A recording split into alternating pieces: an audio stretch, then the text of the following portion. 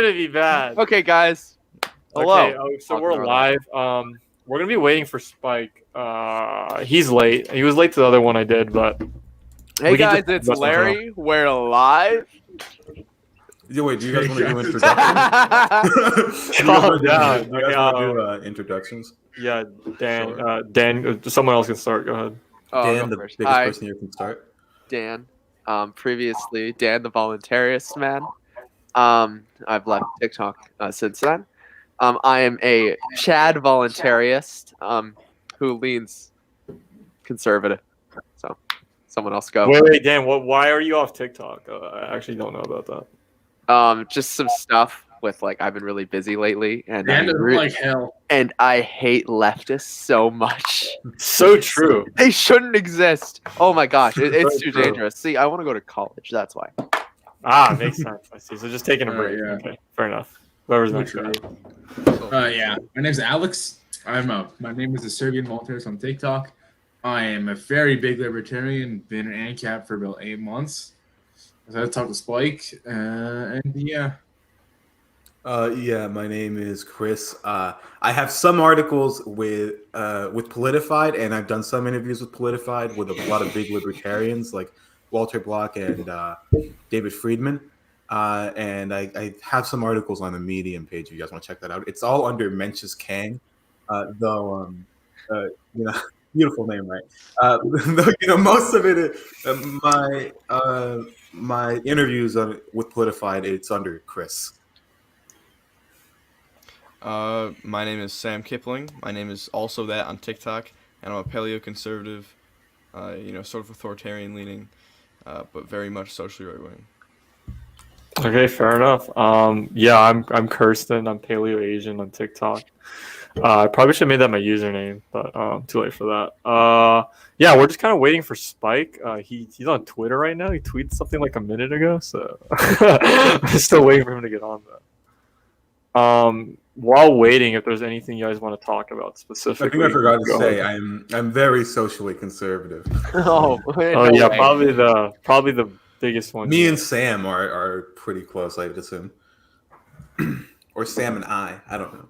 Chris, socially conservative? No way. I could never So say that. true. I thought this guy was a Surprising. progressive. Oh wait, out of curiosity, what are your positions on immigration? Everyone here. Oh yeah, I am. Go I'm ahead. anti-state because I believe it's not good for strategy. I believe it's inherently violation of property rights, and it's just overall raises overall societal time preferences. I want to be good with the state, but in an ANCAP society, I'm fine with private property owners deciding themselves, and the market will determine what is good, what is bad. Yeah, I'm pretty much the same as Popovic there, and I'm pro private borders. And then right now, it's not a really good strategy to have full open borders and that kind of jazz. So pragmatically, guys, you are anti-immigration for now. Yeah, under a state in ANCAP, I'm generally pro. Okay, fair enough. Generic. Chris. I'm pretty staunchly anti-immigration. The problem is with that, I'm even more anti-immigration because I think the covenant communities will restrict it themselves. I don't believe that you can have much immigration with a state. There's problems with them taking advantage of public use programs, even with covenants.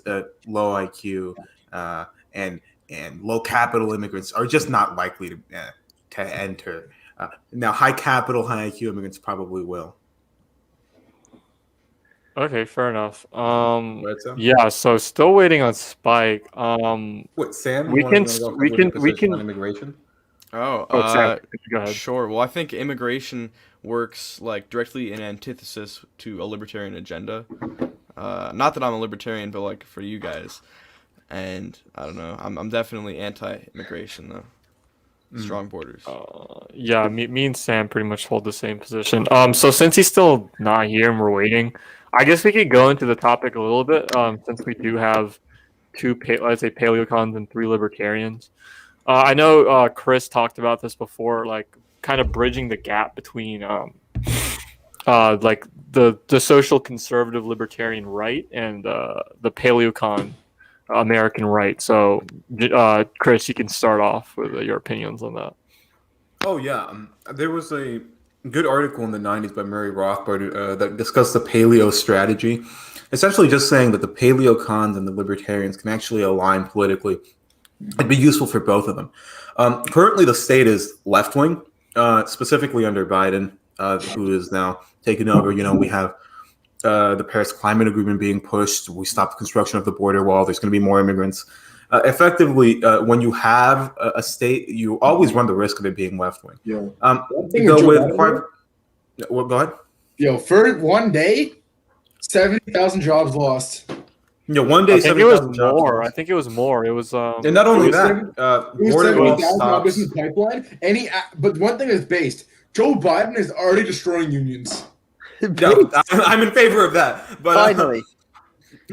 but what we see is the border wall stops. There's going to be more immigrants for the paleo cons who have trouble with that.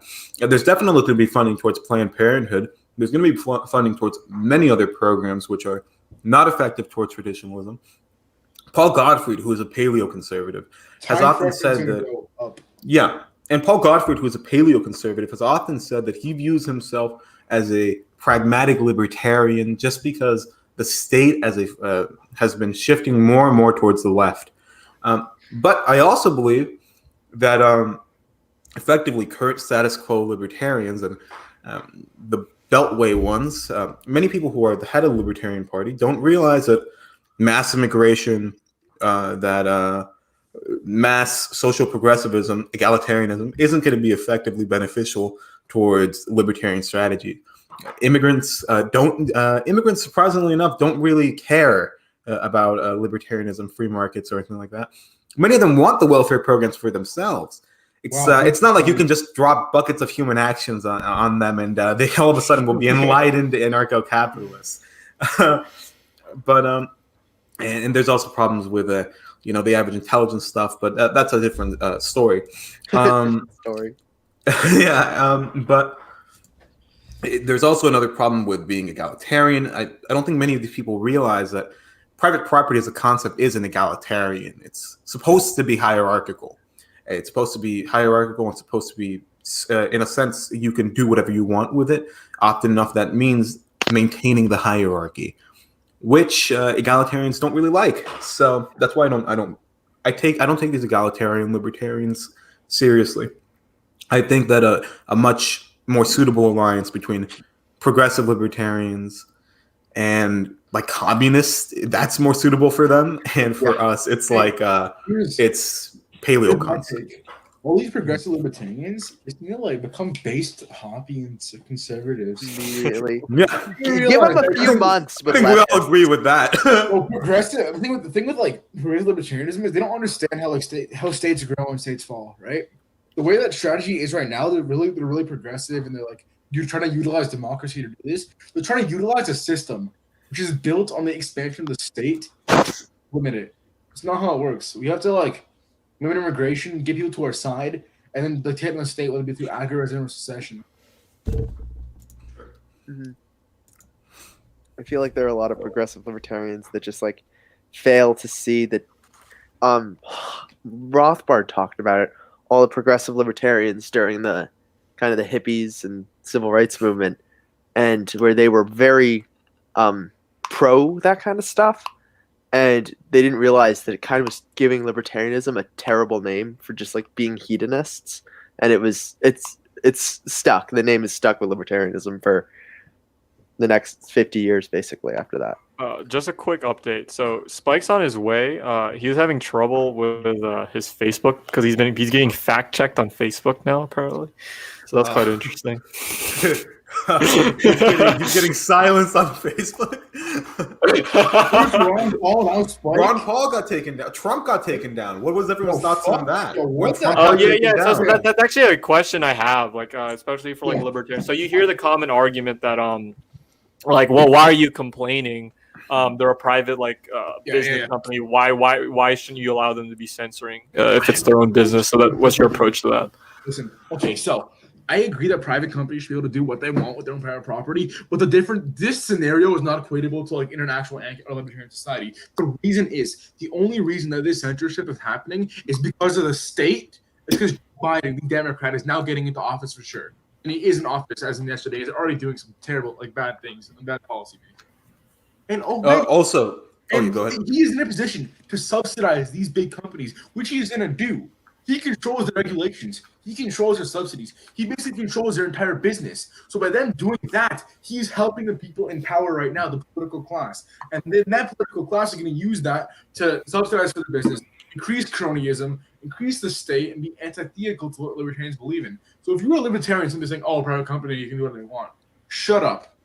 Yeah. Also, there's the I think it's Section 22 clause. I don't remember exactly the one that it is, but it gives them protections. It basically. Oh yeah, is that the publisher versus like a public? Yes, and it's like they I don't believe in those I don't believe in regulations, but that regulation specifically, I want to crush it so they can be destroyed. These companies should be destroyed, and many of them are also antithetical to libertarianism. Look, in a political struggle, sometimes you have to do things that one would view as not perfect in the ideal society.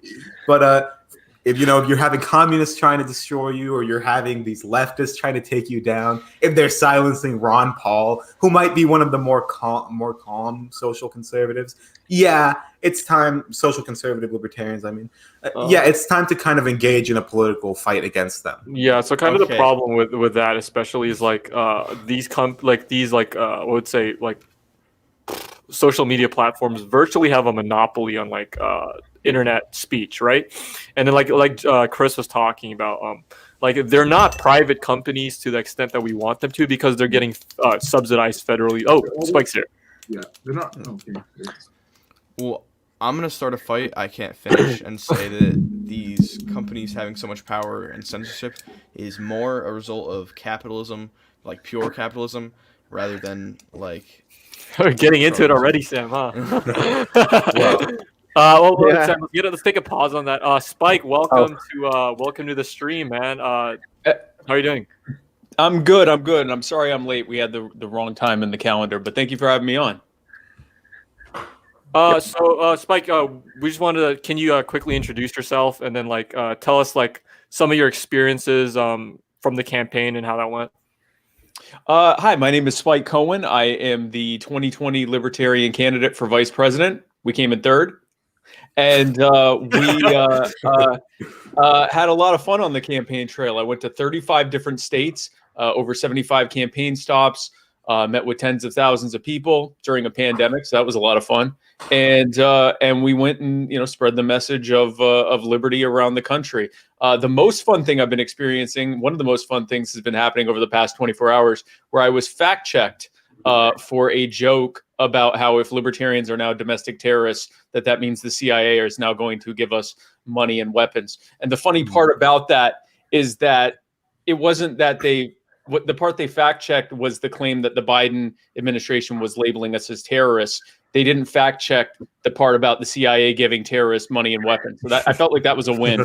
And but yeah, no, it was gosh, what was the question? A fun thing interesting thing that happened during the campaign? Yeah, just some of your experiences on the campaign, like specific memories or events. Oh gosh, I mean, I was in a different state almost every day for several months. So it's hard to really like tamp down, one or two specific things. But I think, there were just countless examples of people that would, I think probably the most fun thing was when I would go into an area and the majority of people who showed up had absolutely no idea who I was, had never heard of libertarianism, and they just wonder why there was a giant bus with something about someone running for president on the side of it. And so they'd come out and ask, all the, I guess, normie questions that we're used to. Well, what are you going to do about healthcare? What are you going to do about education? A little bit from my speech, I would talk about, taking power out of the hands of the feds and giving it back to people and communities, and asking questions like, what about the roads and that kind of stuff. But that's cool. That's the thing I like doing. I like answering those types of questions. I know a lot of libertarians get frustrated, but I like that. I like someone who has never really heard our ideas getting to hear an actual good take on it as their first exposure to it. So yeah, I mean, it was pretty incredible, and the outpouring of support. I think probably another really fun thing was everywhere I went, there were usually at least a few dozen, if not a few hundred, Boog boys that would show up, and Boog boys and girls. And so watching normal human beings, watching me walk around, in a full suit and tie, surrounded by people in Hawaiian outfits and plate carriers and open carrying rifles, and they've got their FLIR helmets on and the goggles on and everything, and realizing that I probably look like some kind of comic book villain, and walking through the park or whatever. That was pretty cool too. But I mean, I could spend hours talking about. We had a lot of fun. It was incredibly challenging. I got very little sleep, especially the last month. But it's one of the most fun things I've ever done in my life. All right, so I think let's start like introducing kind of like the topics like that we're going through. So what I found interesting about this panel is we do have three libertarians here. Chris is Hoppian, right? I don't want to get that wrong. Yeah. Or Rothbardian. You can go in either one. I agree with Alex is an ANCAP. Dan's a voluntarist. So that I think that was correct. Voluntarist and ANCAP. But the three of them are actually majority. The three of them are actually majority social conservatives, which kind of differs away from kind of Spike your Libertarian Party platform when it comes to like social issues. So I thought it'd be interesting to start off there, like where are the disagreements between like libertarianism socially conservative versus more progressive. Chris or Alex or Dan, you can start that off. And then me and Sam I'd consider myself paleocon, Sam paleocon. Okay. When it comes to like social conservatism versus social progressivism, when I refer to like social conservatism, I mean like more myself, not like enforcing it on other people. Just like more like living a general conservative lifestyle to myself. I was like, libertarians, we don't want like aggress on other people, so we just like I'll base my own views on myself and like based on my individual self, and then other people can do it with their own property. And in that sense, Chris, Dan, you want to say anything based on that? You can do. And on yourself, and you can discriminate against those that have certain other views without aggressing upon them is another way. I think Chris is probably social conservative, main guy here that's big on that. If you're considering yourself a follower of Hoppy, then more than likely that you'd fall into a conservative mindset. Generally speaking, Chris, you can expound on that, I guess. Well, sure. First of all, I just wanted to. This is not related to social conservative part. It is just a more curiosity in your campaign. Did you think you guys made any big mistakes? Anything you would like to take back, or anything that you think you could have done better? Considering the showing, the showing was good, but it wasn't quite as good as Gary Johnson's, for example. Right. Yeah. So I think the biggest mistake, first of all, I think the reason we got 1.3% instead of 3% or whatever is because of factors that largely are outside of the campaign or the party or anything else. I think that it was that the media decided to shut us out early on. I think also the fact that it was during a campaign where an incumbent was running for re-election, which we did the best that the Libertarian Party's ever done during a re-election cycle. And I think that that's all entirely unacceptable. I think it's time for the Libertarian Party to end the era of losing admirably, and that we need to grow at the grassroots level. Now, with that said, I think the biggest mistake that we made in the campaign was that messaging discipline was largely not there until maybe the last month or so of the campaign. And what that means is a successful campaign, whether you're campaigning for president, Senate, city council, whatever, you pick 2 or 3 of the main issues that people are talking about, and you come up with how you have the best way of messaging that in the way that connects with your jurisdiction, which in this case was or to your proposed jurisdiction, which in our case was the entirety of the United States, and hammer away on those 2 or 3 things. So for us, it would have been COVID and healthcare in general, but specific to COVID, the lockdowns, and especially during the summer, police brutality and the protests and the riots and so forth as a result of that. We instead tended to present the entire spectrum of libertarian ideas, everything from the wars to the Federal Reserve to gun rights to healthcare and education and immigration and things that largely were not being talked about. And we were doing what we should be doing now, and what I have been doing now, which is kind of presenting the whole entirety of ideas and educating people on libertarianism, as opposed to campaigning on what people were talking about. And the biggest problem with the biggest two problems with doing it that way are, number one, you have limited resources and you are spreading it out over this entire, realm of messaging, instead of really laser focusing on the things that folks are talking about. I guess actually three things. And then the second thing is that you don't get to have those viral moments when you aren't laser focusing on what everyone's talking about. And it's a very bad and unfortunate byproduct of this sort of viral news cycle that we have now. It's like an 8 to 12 hour news cycle that's based on what's viral, but it is what it is. And we have little to no control of that. And then the final problem is that when you present all your ideas like that, it gives people an excuse not to vote for you, because they can look through and go, well, I like that, I like that, I like that, don't like that. Okay, so I disagree with you 5% of the time, so now I'm going to vote for Biden, or I'm going to vote for Trump, whom I disagree with the vast majority of the time, because I at least like the way that they talk about on the main things that they're hammering away on. Now, of course, with Trump and Biden, Trump campaigned on not being Biden, and Biden campaigned on not being Trump. And I think that we missed an opportunity there. And I'm sure, in the brass tacks of things, how things were laid out and stuff like that, I'm sure we could spend all day talking about specific things that could have been done better, or things we should have done more of, or whatever. But I think the single biggest thing was that we didn't have messaging discipline when it came to that. But like I said, the biggest problem that the campaign and the party has is we're tiny. And we're, whether we get 1%, 2%, 5%, 6%, who the hell cares? We're not getting on the debate stage. We're certainly not winning.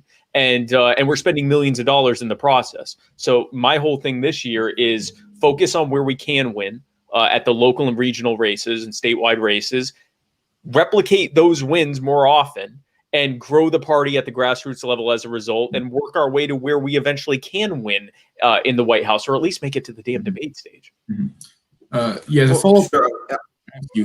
Yes, Did you ever sorry. consider, Chris, you can go, or no, I can go. Sure. Okay, my question is pretty small. It was just a reaction to a point you made right at the end there. In 2016, the second place candidate, I believe, Austin Peterson, said that he doesn't care much about the down ballot races. He says that it's often like if the Libertarian's running for the mayor or something like that, he's going to catch a lot more flack from people in his city or town than he would if he was running for, I guess, the big position.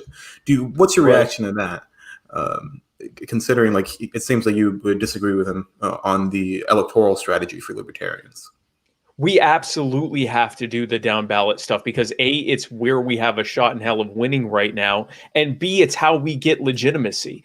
A lot of people are not going to sign on to libertarianism as a philosophical construct, because that's not how they think. They think, what are you going to do for me? Right? And even if I tell them what I'm going to do for them, they go, yeah, but prove it. Well, it's a lot easier to prove if we have libertarian people in city council, libertarian mayors, libertarian eventually governors, senators, congressmen, and so forth.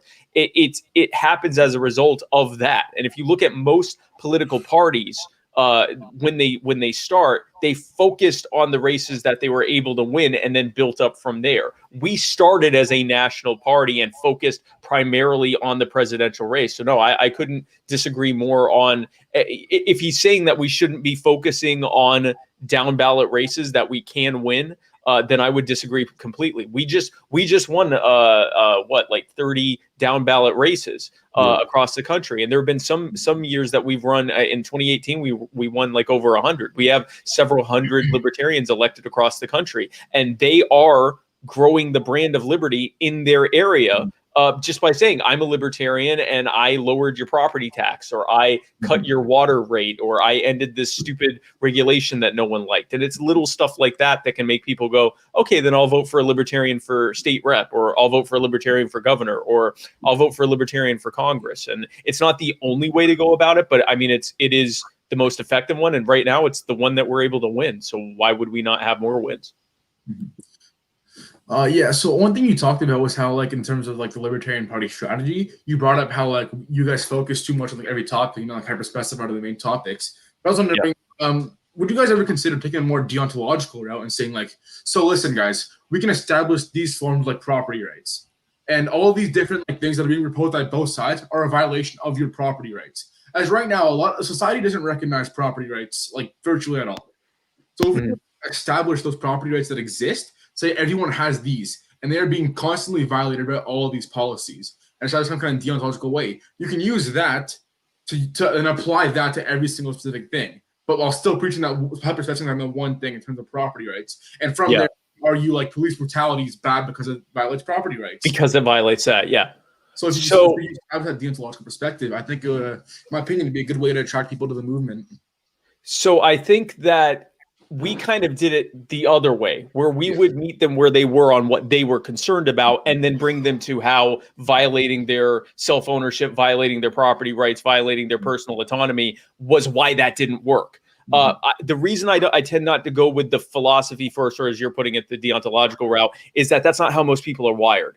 So, for example, when I had an event in Oakland or Des Moines or really anywhere where the majority of people that came out were not libertarians, they would say a question like, "What are you going to do for me for healthcare? My kids are, I'm worried that my kids, are going to have some kind of emergency, and it's going to cost me $100,000, and I hear in other countries it would be free. So what are you going to do for me?" If I led by talking about property rights, they would glaze over, and at best they'd stop listening to what I had to say, and at worst they'd become very hateful and against whatever I'm saying, because largely what that sounds like in response is, I don't care about what you just told me. I'm going to talk to you about the thing I wanted to talk about. So instead what I would do is say, yeah, no, this healthcare system is an absolute mess. And if I were you, I'd also be worried. I'm certainly concerned. Thankfully, I have health insurance, but if I didn't, I'd be incredibly concerned about what would happen if I got COVID or had an emergency and it ruined me financially. And the reason that, things are this way are because of, and then I'd start talking about things like certificate of need laws and, patent protections for drugs that have been around for decades, or the cost plus model, or the comprehensive health insurance model in general. And I talk about, how that came about. And I'd say, and then I would always bring it back to, and the reason these things failed is because these were centrally planned ideas that are based on a small handful of people far away telling you how your healthcare should look, or how your education should look, or whatever their thing was. So I did it more of it's presented more as like almost like a populist moral fable of, there are these very powerful people that have taken your power away from you, and our plan is to take that power back and give it back to you where it belongs. But doing so within the construct of talking about property rights and talking about how decentralizing things works. But I found that when you try to start with the philosophical end, most people don't look at things cerebrally first. They look at things emotionally, and then they build an intellectual argument for why they support that thing. And so from just a pure, sales and marketing standpoint, for lack of a better word, I tend to bring them very quickly into what you're talking about, but first meeting them wherever they were with the way they presented it. Now, if someone came to me with a question that obviously they were looking at it from more of from an actual philosophical and philosophical and ideological approach, then yes, I would start with that. But most people would come up and be like, what are you going to give us for education? Or how much money are you going to give us for our schools? Literally ask the question like that. And if I say property rights, I lost them. But if I start where they were and then bring them to property rights, I can get them. Yeah, I completely agree. Okay, Alec. So let's kind of transition, some of the differences. So, Sam, right? So, from Sam's position, as obviously social conservatives, we believe that, in a society, I would say more religious and traditional principles should be reinforced in some way. So, Sam, if you want to give your position and take on that, go ahead. I mean, vaguely, I just believe, clearly that social conservatism is beneficial for society as a whole, but also for libertarian agendas, and to help a libertarian society be reached. Not that I am a libertarian. I'm definitely a paleoconservative. However, I think we have a lot more in common with libertarians than we disagree with. Economically, maybe there's a difference. But I really do think that the right should unify a little better. I mean, from what little libertarian theory I've read, progressive libertarian sounds like an oxymoron to me. So I guess that's my stance. So I guess it would depend on what you mean by progressive. So I think the reason there are a lot of progressives in the Libertarian Party is that our take is that these types of decisions should be decided by individuals and communities as opposed to having a government tell us yes or no one way or another. So, for example, when the Trump administration was telling schools that they couldn't allow trans athletes to compete with cisgen athletes or whatever, and now the Biden administration is saying that they have to. We disagree with both of those positions. Our position is that you should let the individual leagues, schools, whatever, decide that for themselves. Allow the people who are making those decisions decide for themselves. I have been accused of being a social conservative for saying that. I've been accused of being a social progressive. And I also reject the economically conservative or fiscally conservative, socially liberal. We are fiscally and socially libertarian. We believe that the joke is actually that we're fiscally libertarian and socially awkward. But the thing is that our belief is that, and I'm speaking broadly because I'm sure there are some libertarians who disagree with me, but the Libertarian Party position is that the government should stay out of it. So I personally, in my personal life, I am actually very traditional, or you could say conservative. I come from a faith-based background. I am in a marriage. I'm not poly or anything like that. I am not. I have been sober for 15 years. I'm not a lot of fun to party with. I'm actually very kind of traditional that way, in the way that I act, and that's sort of my preference for how I live, and my wife's preference for how she lives as well. I just don't, and there are certainly certain lifestyles that people engage in that I probably wouldn't want to be a part of. But I also don't think that, provided they're not actually violating anyone else's life or rights or property, then the government and no one else should be telling them that they cannot do that or forcing them not to do that. And conversely, if there is someone out there that, says, I don't care about, the trans thing. I think if you were born a girl, you're a girl, born a boy, you're a boy. I'm going to call you by, whatever pronouns I think that you should be called by. Whatever opinion I have about that, I don't think the government should be forcing you to do that either. I think that a lot of these things can be dealt with by people choosing to freely associate or disassociate as they see fit. I think we need to stop pretending that 330 million people are all going to live the same way, or even remotely the same way. So that's sort of the libertarian take on that. Yeah, I actually do have a question on that. There were two comments that I can remember made by Joe Jorgensen, and I think you might have gone on Dave Smith's podcast to defend one of these, the BLM one, if I remember right. One of them was her comment on prostitution, which was, I think I'm okay with sex, I'm okay with capitalism. That's prostitution is fine. And then the other one was we have to support BLM or something along those lines. Actively, was it the actively anti-racist? Yeah, the one, that one. But in general, you guys had a consistent support of the BLM, it seemed like, or at least of the anti-police movement, which I can get that. But what I saw from that is that seemed to be an attempt to attract leftists, and I'm not 100% sure if the leftists, especially during this election, where they view Trump as this neo-Nazi or something like that, are necessarily going to come to our side as much as maybe a conservative would. Do you really think that doing that, which can alienate a lot of conservatives who aren't going to be big fans of BLM, maybe now they're coming along to being against the police with the January 6th thing, but do you think that alienating the conservatives and trying to accept the leftists is a good strategy, and do you think that Joe Jorgensen did that with her comments? So I'd have to let Joe. So the tweet was actually being tweeted while she was giving a speech, and it was a snippet from a speech. And one of the problems with Twitter is that it's harder for you to give a full-on essay about what you're trying to say. Her social media, and we had different social media teams. Her social media team chose to take that one snippet and put it out there, and then like a day later clarify it, which was not a good idea. Yeah. But in terms of your overall question is what the strategy was and do we think that it worked? First of all, we didn't actually sit down and say, let's try to reach out to the left. It was more, let's talk about, this was actually one time when I felt like we did do the right thing.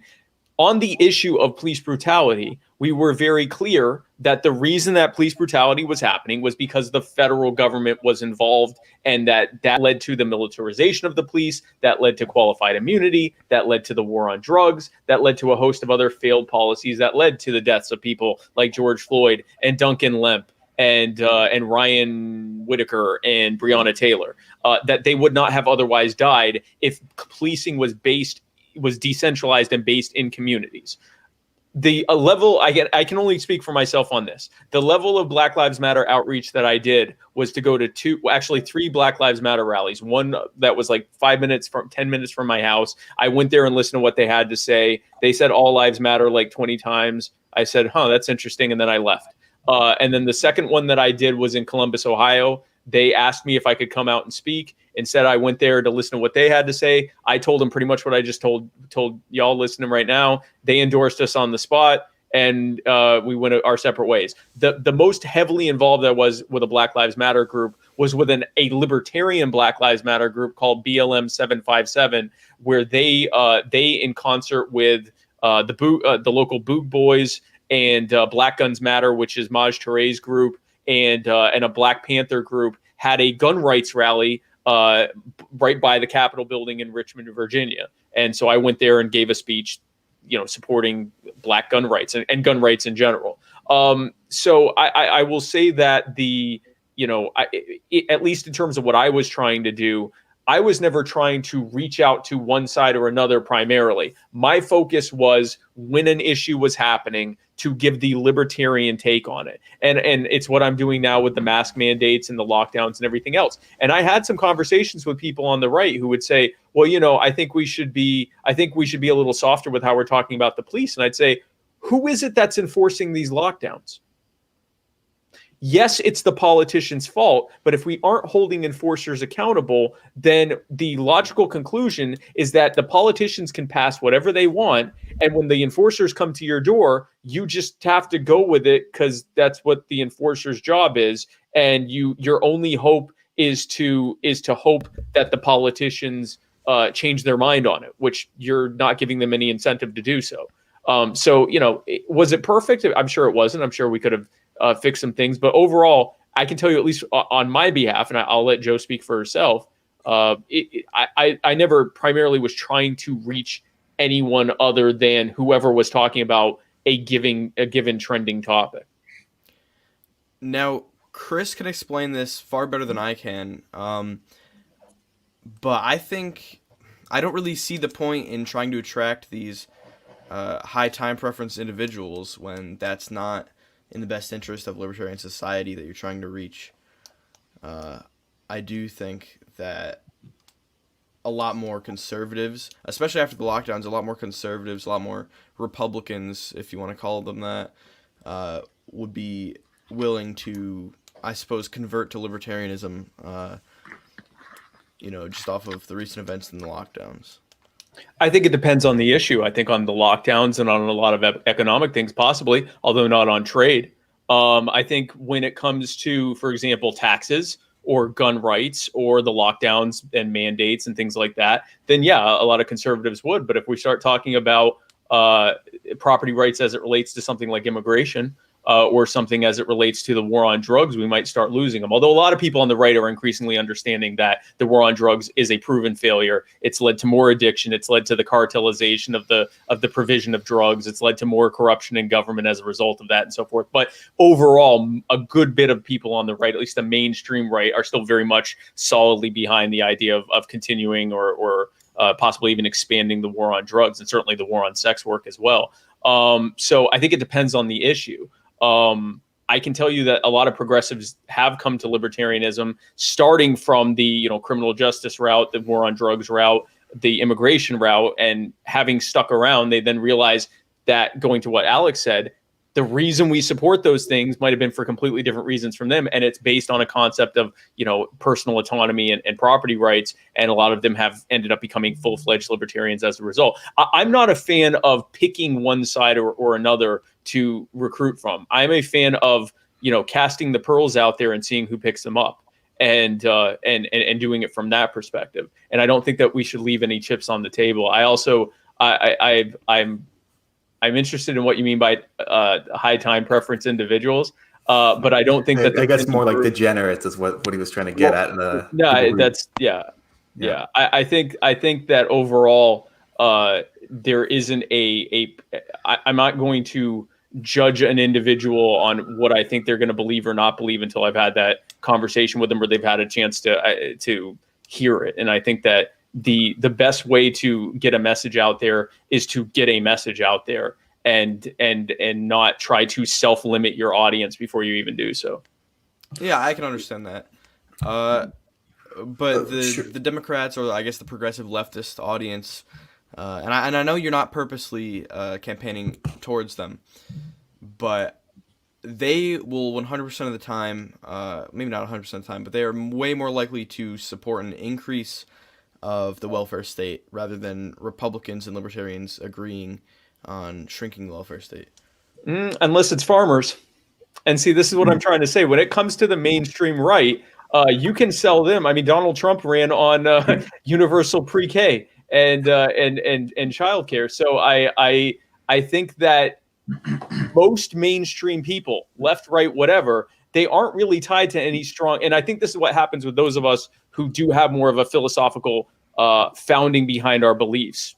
We often trick ourselves in thinking that most other people think that way. And the reality is the vast majority of people out there, those who call themselves on the left, those who call themselves on the right, those who call themselves, conservatives, those who call themselves Marxists even, the vast majority of them are largely going based on what their social circles are saying and what they're seeing in their preferred media, which means that they can be easily guided one way or another. The flip side of that is if they hear a better argument, then they're actually likely to go over to it. So, does that mean if I put it out there, put out what I'm saying out there, and does that mean that it might attract more people on the right than the left? It may very well, and I'm not against that. I think it also depends on the subject. If we're talking gun rights, then yeah, I'm going to pull in way more people from the right, unless it's African Americans. I've noticed black people are increasingly very, very receptive to the gun rights argument.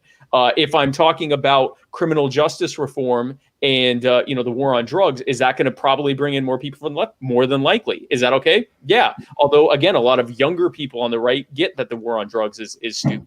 So I tend to, you put it out there. I will go on this show. I will go on Progressive Talk Radio. I will go on Conservative Radio. I will go on Kennedy. I will go on Russia Today. I'll go where I'm asked and give a message of liberty, and we'll see where it takes us. And I think that if someone is at a point where they are going to reject my ideas, then at least I planted some seeds. Worst case scenario, it doesn't go anywhere. Best case scenario, they end up coming to a message of liberty. But I'm not a fan of self-selecting. Sure. Go ahead.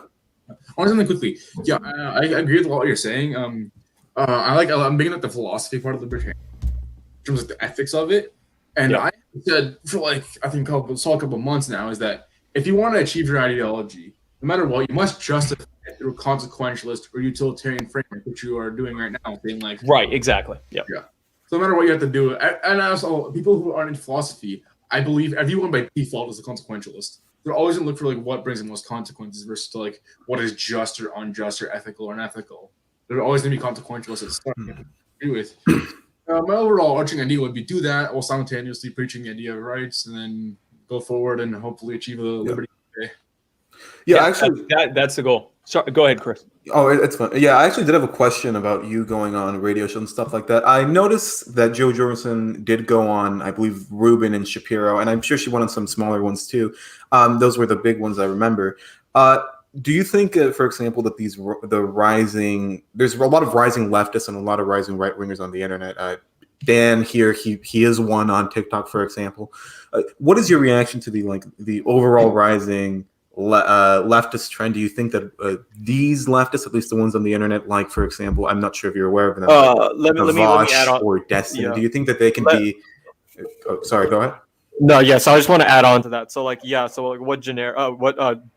Chris is talking about is like especially on TikTok platforms, I guess. We're seeing like the rise of like ideological communism, where now it's becoming really trendy, I guess, like where these like influencers are being kind of spreading like more leftist ideology that we would have seen as disdainful, and kind of normalizing it. So like, what are your opinions on that? And do you think we can ally with them? For example, Vosh, I think, is a big communist or socialist guy online. Yeah. I mean, I would be happy to go on Vosh or on Destiny or on what's the Canadian guy's name? Dot The Slime. Serbs?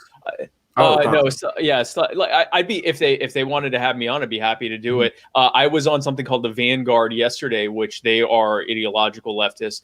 I think in general, can we ally with them? I think that we can coalition with them on specific things. I'm sure, like I'm certain that the average ideological Marxist is every bit as hell-bent as I am on ending the wars and getting troops home and ending, the imperialist U.S. foreign policy. Probably agree on things like police reform, and they go even further with it. I think depending on the subject, very possibly. I'm not against coalitioning with anyone. Someone who's very much the head of the Mises caucus in the Libertarian Party, which is named after Ludwig von Mises. A lot of Hoppians there, a lot of Rothbardians there, and the head of it.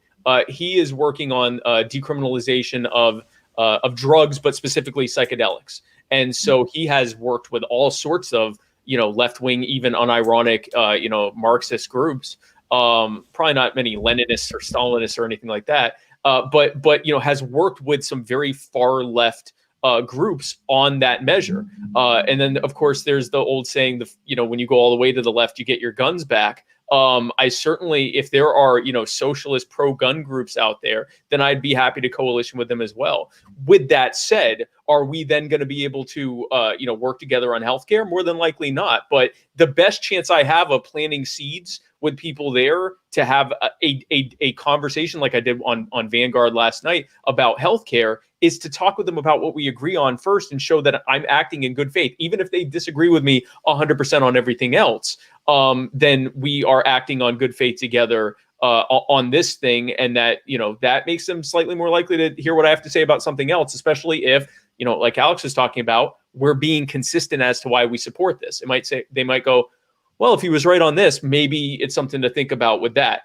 I want to say something about, because I think earlier someone talked about, it might have been you, Chris, someone talked about right unity. And I'll say the same thing that I say to anti-authoritarians on the left. The idea of left or right unity for libertarians that are on the left and right is, my concern is that, historically, when anti-authoritarians on the left or on the right have teamed up with their colleagues on the left and right who are authoritarians, when they succeed, they're often the first ones that are either thrown out of helicopters or, put in gulags. So I tend to believe in more of I'm not a fan of the term, but bottom unity or libertarian unity, where, the further you remove the authoritarianism, the more our differences are one of preference and what our personal, preference for our community or society or individuals would look like. And I have long since, at the ripe old age of 38, I have realized that if I were to push the Rothbard button or snap my fingers or whatever, and government goes away, all 7.5 billion people are not going to voluntarily organize their societies exactly the way that I think that they should. And so I've become increasingly more agreeable to just meeting with people who recognize that coercion and force are not the way, and then working with them to whatever extent that I can on whatever issue we can coalition on. Yeah, I also had a further question. What's your reaction to many of like the writings that, for example, Rothbard, Hoppe, or Rockwell have had that have been viewed as very controversial, like the paleo strategy with Rothbard, or just democracy that got that failed with Hoppe or something like that? Do you have any? Do you try to avoid this, or do you think that maybe they were right in some areas? Well, I mean, Rothbard himself ended up admitting that at least major part of his paleo strategy were ended up not working well. And we often now deal with people who go, "Oh yeah, I know libertarians. You're the ones who teamed up with the segregationists." It's like, yeah, we try not to talk about that. So my thing is more, I distill it down further than that. If someone wants to work with me on gun rights, I'll work with you on gun rights. If you're not a Nazi, or if you're not like a Stalinist or something like that, then I'm going to probably work with you on gun rights. If you want to work with me on immigration rights, then I'd be happy to work with you on immigration rights. If you'd like to work with me on, police reform or decentralization, community policing, or something like that, I'd be happy to do that. But I'm the idea of aligning ourselves with a group that we largely disagree with on a lot of things and are often much bigger than us. I think, for example, if we were to go, hey, you know what? We agree with, Black Lives Matter on a lot of things. Let's team up with the National Black Lives Matter and see, if we can be partners. I think that would have been a bad and I think some people thought that's what we were doing, and it wasn't. But I think that would have been a bad strategy. So, I think that we should be building our own thing and coalitioning with others, where appropriate. Yeah, so I want to transition a bit into probably one of the more interesting topics especially with Chris and Sam. So I know Alex and Dan are pragmatically anti-immigration because they believe under a state system, immigration is just not beneficial right now. But I know Chris, Sam, and me are very anti-immigration with current immigration standards, and I know that you're very pro-immigration. So could you give kind of your two piece on why you think immigration is good for the country, and then we'll kind of go back and forth, and this will be like the last subject before we wrap it up. I think that when you give government the power to decide where people can go to or from, even if they're welcome at their destination, you are creating the super state that we end up having right now. If you look at many of the things that have happened, the requirement that if you get a job, you have to essentially get permission from the federal government first by going through the E-Verify database. If you look at the increasing things like Real ID and other infringements on your ability to go where you see fit to go and where you are welcome to go. If you look at the literal camps that are being built on the border, if you look at the talk of building a wall across multiple geographical boundaries, if you look at this all comes from the unnatural attempt to restrict the property rights of those who wish to hire or host or house whomever they wish on their property, if we're going back to the concept of property rights, or to travel to properties where they are welcome. I understand the argument of saying that while we are in a state that immigration is bad because it could potentially expand the welfare state, but let's apply that to gun rights. Let's say that, okay, well, we can't have gun rights while there's a welfare state because someone's gunshot wounds would have to be, emergency gunshot wound issue could end up being handled by the taxpayer. Therefore, we shouldn't have gun rights. Or even going back to the welfare state, that people who make less than a certain amount of money or people who qualify for welfare should either be sterilized or forced to have abortions because for every person coming here who's poor as an immigrant, there's like 5 or 6 American kids being born who are below the poverty line and who would qualify for welfare. And of course, as the subsidization of the American family continues to work its way up the income levels to the point where most middle-class people are now receiving some form of subsidy or another, you're now basically mandating that most Americans would have to either sterilize or have forced abortions. Again, if you're applying the same logic that an otherwise peaceful action is now not peaceful because it could end up resulting in a welfare state, I think that anytime that we say, well, to reduce the size of government, we have to give government way more power in this one thing, I think that's a great way to just keep getting more and more government power across the board. We could do this all day long. We could say that, look at conservatives in parts of Europe who are the ones that argue for things like, restricting the amount of sugar in foods because they're being fiscally conservative and they don't want so many obese people that are, costing the taxpayers money. These are all arguments to get rid of the welfare state and to get government out of our lives. They are not good arguments to encroach even further on our lives because government's also giving us free stuff.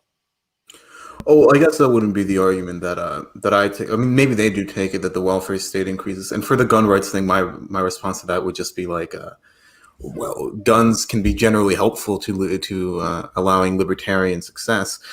Most immigrants tend not to vote for even Republicans. While Republicans aren't really libertarians, there's still a huge base of them that maybe have that like old Buckleyite like view that conservatism, smaller government.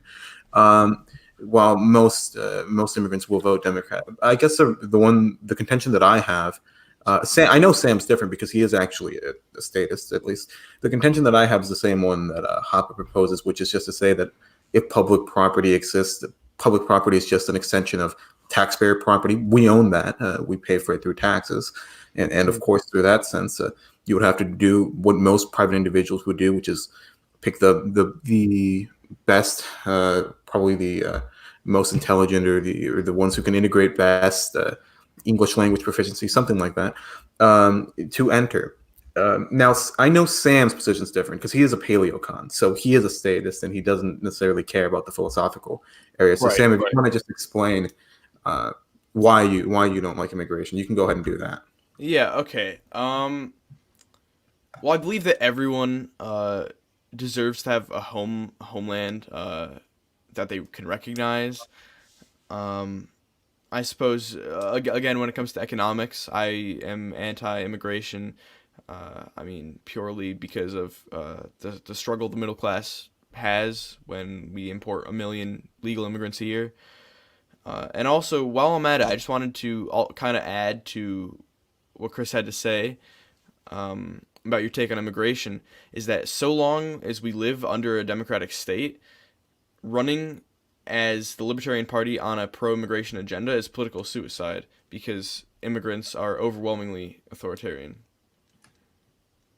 Yeah, I would reject that last assertion, but I'll start with what Chris said, and then go with what Sam said. So I know that the Hoppian argument that while public property exists, that essentially it should be in theory it should be homesteaded to the taxpayers, or that it belongs to the taxpayers. And that while it is not, that therefore anyone coming in is effectively encroaching on what should be private property. Now, this assumes that if the private property, if the property were transferred over to private individuals, that the overwhelming majority would support restricting access. And there's multiple opinion polls showing the opposite when it comes to questions of immigration. The majority of Americans actually want more immigration and want it to be easier. But that's sort of a secondary thing.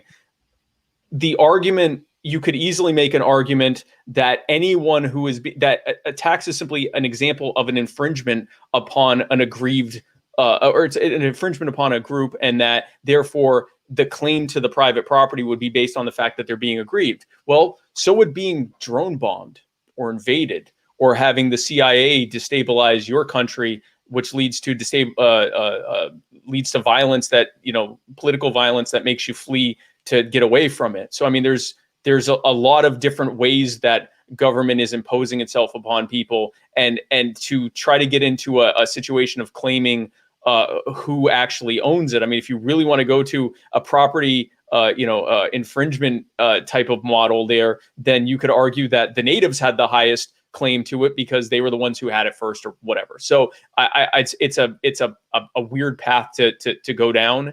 And I've yet to see a really solid libertarian argument for government, instead of simply getting out of a space, to actually get more involved into a space. And I think this also addresses Chris and Sam's thing. I am the descendant of people who came here penniless, and we were told that, or they were told that they were the rats of Europe. That they were coming with a foreign identity and a foreign language, or a foreign religion, they're Jewish, and that they would only bring crime, and they would only bring their dirty ways, and that they'd never actually be able to function in society, and that they didn't even know the language and everything else. Now, thankfully, when they came, we were in the Ellis Island era, where really all you had to do was give your name and your country of origin, and they made sure you didn't have typhoid or whatever, and then they let you roam about the cabin. If the current restrictions were in place, there would have been no way they would have qualified. They would have been sent back home and probably died in the pogroms. So taking out my own personal stake in this, the reality is my family came here and thrived, and we've done incredibly well. And I am uniquely American. There is no other country that could say, "Oh yeah, he's like us." So the idea that people don't assimilate is kind of disproven by second and third generation. I'm literally a third generation, or two generations removed from the people who came here from another country. and we see it, even with those who are coming from Central America and Mexico and so forth, that, the second or third generation in, they might still know Spanish as a second language spoken in the home, but they're largely speaking English everywhere else. So I just don't. And again, if you're a statist and you believe that government should be deciding who is or is not, and I know, Sam, you've got to go, so I'll let you respond. But if you think that the government should be deciding who should or should not be somewhere, then that's just, we agree to disagree, because I don't think there are. But from a libertarian perspective, telling people who they can or cannot associate with, I don't think leads to any kind of better libertarianism. But I'll let you go, Sam. All right, I'll give a quick rebuttal, and then I do unfortunately have to run. Now, with the whole assimilationist idea, again, I'm not just gonna throw articles at you that you've never read and be like, "Hey, this article says I'm right and you're wrong." But right. I mean, again, it's not really something we're here to debate, but I do think that immigration hurts a Austrian economy, in which I'd assume support, and I'd say that is one of the state's jobs to maintain their people. And when we have such lowering or such decreasing birth rates, I think it's dangerous to import as many people as we do. So I mean, obviously we have our different reasons for disagreements, but all I have to say before I leave is that I do believe that libertarians and conservatives have a lot in common. Yeah, I suppose that's it. So I hope you guys have a great night. Thank you, Sam. Thanks for coming on. Bye. Thank you so much. Yeah. Also, we are 10 minutes from wrapping it up or something like that. I'll just give a quick answer. I just want to say I do actually agree. I think the best way of reacting to the immigration problem is decentralization. Local communities should and can decide who they want to let in and let out. Especially if it's in their own private property, and if they want to contract people or trade with them, I view no problem with that. I think maybe that was a little misunderstanding we had here, but I think we agree on that. No. I get your position. The disagreement we have is while the public property, if the state, what to do with it. Yeah, no, and that is the thing. Of course, the ideal position is to decentralize. Decentralize it, let people on their private properties decide who they want to allow or not allow. Our disagreement is, while the state exists, should they be letting people in or not, or should they be restricting or whatever? So and that's fine. So this is a perfect example with coalitioning. If there's an opportunity for us to coalition together on getting the state out of things entirely, then let's do it. Where we disagree is again, I would fall back to other examples. I invite you to apply that thought process to things like lockdowns, to restrictions on sugar content in foods to try to prevent obesity, or gun rights, or cigarettes, or anything else.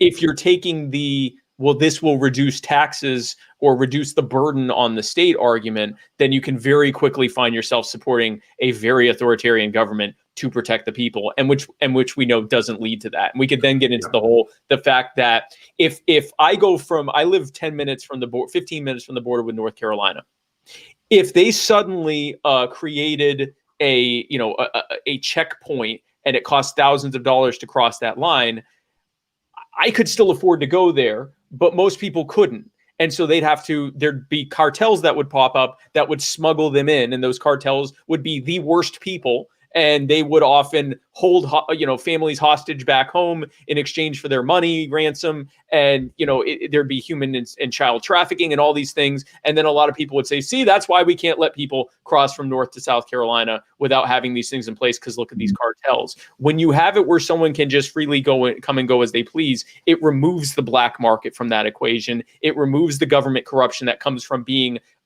bribed by those cartels. Which is something we often don't talk about, is how it leads to more general corruption in government, because the gangsters put their preferred people in positions of power, like we see with the war on drugs. And just in general, it actually saps from society. And I know we need to wrap up, so I mean we could spend a lot of time on that. But no, we agree. The best answer: get the government the hell out of it entirely. I'm an ANCAP. Get government out of it entirely. Privatize, decentralize everything. All right, Dan, Alex, do you want to add anything? Before Oh yeah, we so wrap I was up? gonna add something. It's not relevant to really the immigration topic, but you kind of answered the first part of my question. You just said you were an ANCAP. That's amazing. I was gonna ask you. But I'm wondering, how long have you been like? I know a lot of people have like a journey. I started as a neoconservative and then started going down towards like constitutionalist. Yes. Yes. Yes. So basically, that's the Yeah. route that you took, it seems, That's the and then journey. to minarchist and everything. Yes. Yep. So this literally is my journey, except I'm older than you. So what happened was, how old are you? I'm 15. Okay, I was 19 when 9/11 happened. That's how old I am. I'm technically a millennial. I'm just an old millennial. I'm a millennial with male pattern baldness, but I am technically a millennial. I'm like the first year of millennials, 82. So 9/11 happened. So you're a Zoomer. You're not even a millennial. Gosh. So so 9/11 happened. I'm trying to deal with the fact that you're like a third of my age. But anyway, so 9/11 happened, young man. And then I was horrified, right? Like I was a 19-year-old kid. I'm like, is this going to happen every day? What the hell is going on? You know, and I bought into the government media lie that the terrorists hated us for our freedoms and we had to spread democracy around it. Like all the garbage from the neocons. I bought it. Israel was our greatest ally. I bought all that garbage. Right? And so I bought all of it. Hook, line, and sinker. Well, nuke the Middle East to protect Israel because that. And so it's all that garbage. Like I was the worst. I wasn't just a neocon. I was a dick neocon.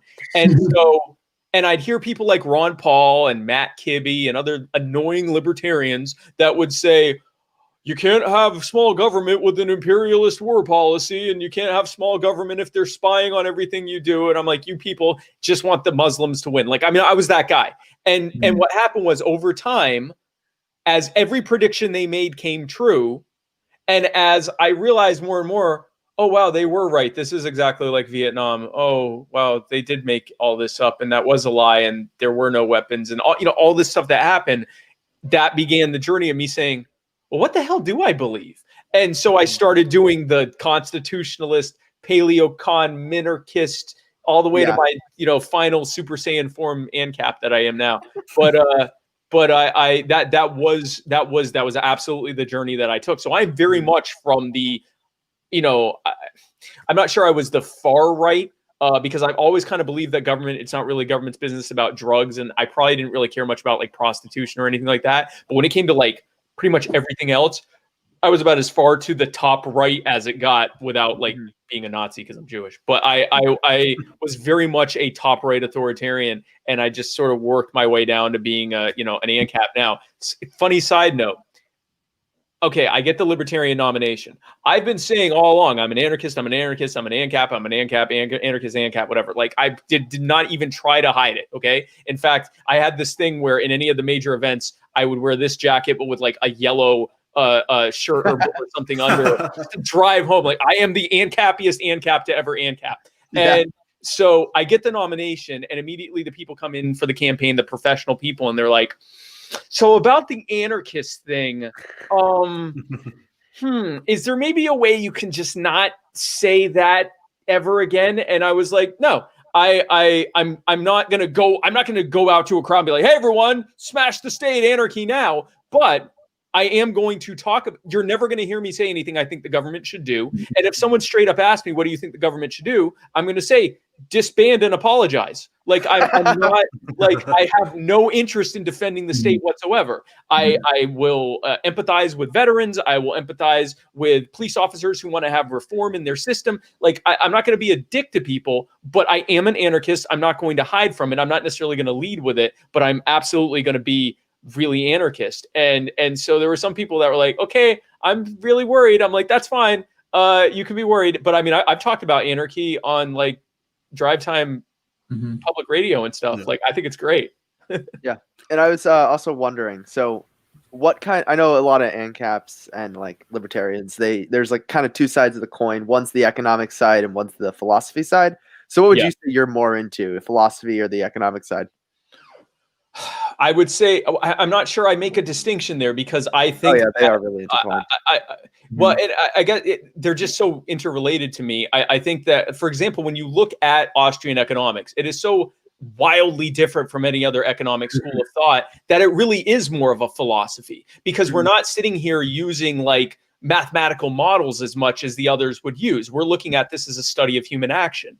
And so it's based more on praxis than on like this formula I made that is easily falsifiable. Like if you have an economic school of thought that you open with saying is easily falsifiable, then your economic school of thought is garbage.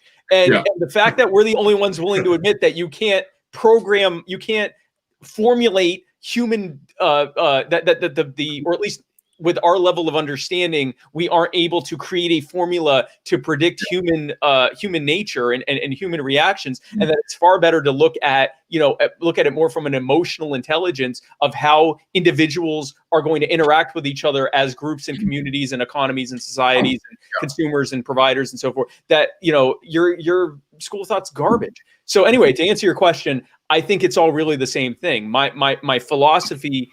My personal philosophy is based on what I believe to be a really a truism, which is that you own and have bodily autonomy over yourself. And by virtue of the fact that only you can claim that you don't, so who else can claim it?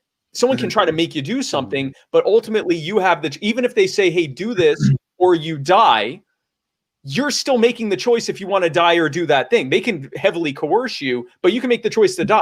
So you have, self-ownership and autonomy. And if there is any, because I certainly, there are things that egoists say that make sense to me, but I think that if you are to apply any concept of morality or right or wrong, you should not be violating someone else's self-ownership. And if you own yourself, you own your body. That means you own your life. It means you own your labor, which means you own the product of your labor, which is your property. And that's where we get property rights.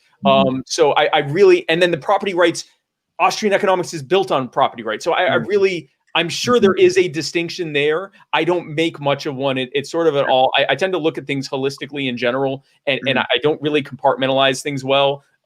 Because there's something wrong with me mentally, but also I just in general tend to look at things from a more, like, people will say, what's your number one issue with government? And I'm like, all of it, the existence of it, and all of it is interrelated. So I hope that answered your question. So, wait, go ahead, Alex. I have this one question. It's a big debate within the Austrian school. Would you consider yourself a Rothbardian on banking, or more like a free banker on banking? So he's kind of distinguishing between fractional versus full, right? Yeah, like full reserves and fractional. So I think fractional banking, taken to its logical conclusion, is what we have now by a private actor, but still ultimately the same thing. I think that a perfect example of my answer is crypto.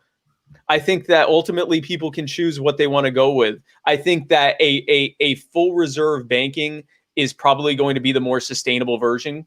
I understand the argument behind fractional reserve, but when you have someone put money in a bank and it instantly isn't there anymore, then you are inevitably going to invite that run that happens at some point.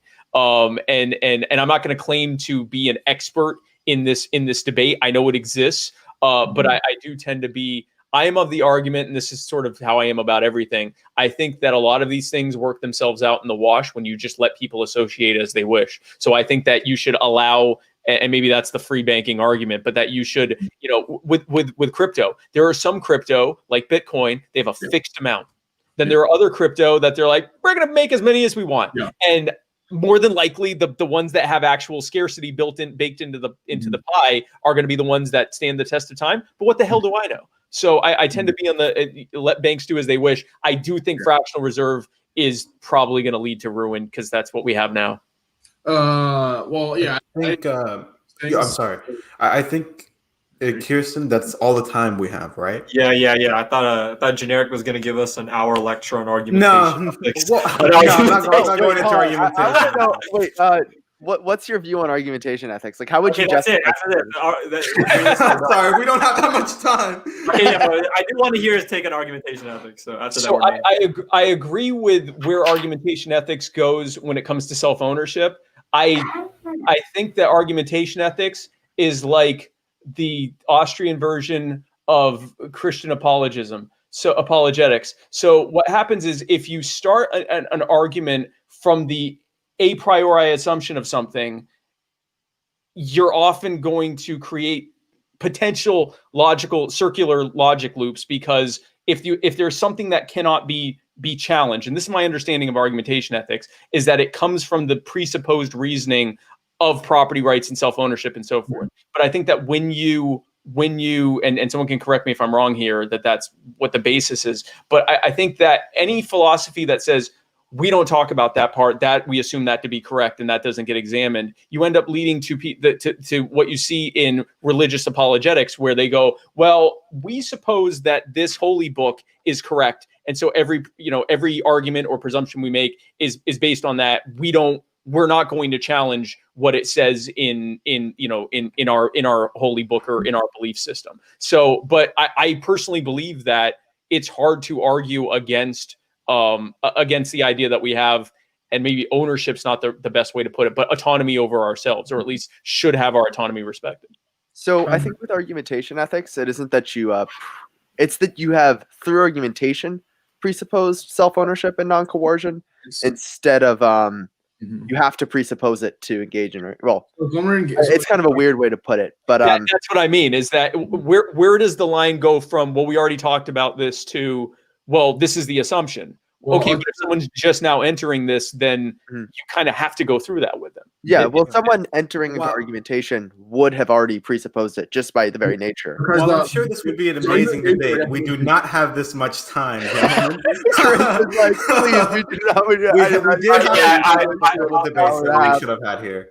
Mike, thank you for coming on. Appreciate it. And the broadcast. So. It was amazing. Oh yeah,